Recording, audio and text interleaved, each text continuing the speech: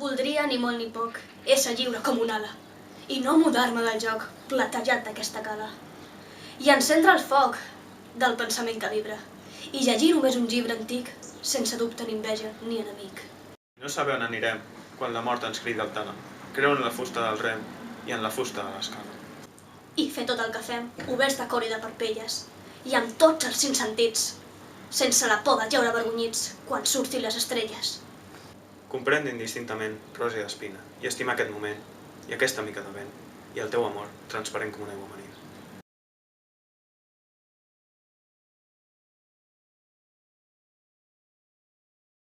Aigua Marina és un poema de Josep Maria de Sagarra i de Castellarnau que va ser un poeta provinent d'una família de la petita aristocràcia barcelonina.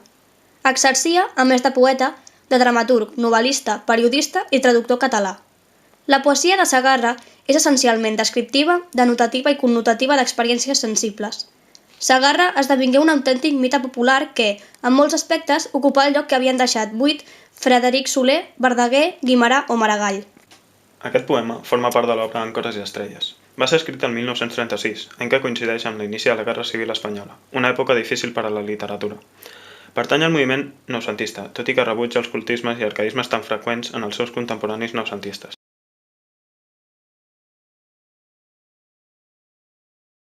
És un poema de 4 estrofes on predominen els versos septesíl·labs, però també n'hi ha de bisíl·labs, tetrasíl·labs, pentasíl·labs, hexasíl·labs, octosíl·labs, decasíl·labs i endecasíl·labs, és a dir, que té una gran diversitat mètrica ja que té un compost de versos lliures. Té una rima consonant i d'art menor. L'estructura del poema és AB, AB, AB, BCC, DF, DF, GG, H, I, J, I, J. Podem trobar diversos recursos literaris. En el vers 1 trobem una antítesis, que és l'oposició de dos contraris. En el vers 2 trobem una comparació, que és la relació de dos significats amb continguts semblants. En el vers 9 trobem un polisíndeton, que és la repetició de conjuncions. En els versos 21, 22 i 23 podem trobar una anàfora, que és la repetició del mateix mot al començament dels versos. Al vers 23 també hi ha una metàfora, que és la identificació d'un objecte amb un altre per una relació de semblança. En els versos 23 i 24 hi ha una altra comparació. Per últim, hi trobem encavalgament, que són quan l'oració no acaba al final del vers, sinó que continua o es perllonga fins al següent. I ho podem veure en els versos 3, 5, 7, 17, 19 i 23. Podem dividir aquest poema en 4 parts. La primera part va des del vers 1 al 9 i ens transmet el desig que té de ser lliure però no de canviar el lloc on viu.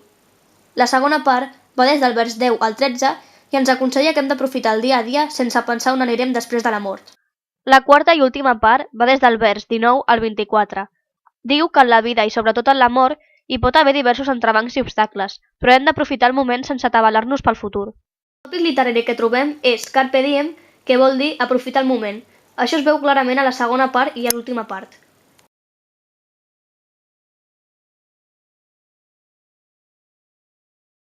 En la primera estrofa i part pensem que quedaria millor si l'autor creés un lloc idealitzat, seguint el tòpic literari locus amoenus, per així donar un to més proper d'allà d'on no es vol moure.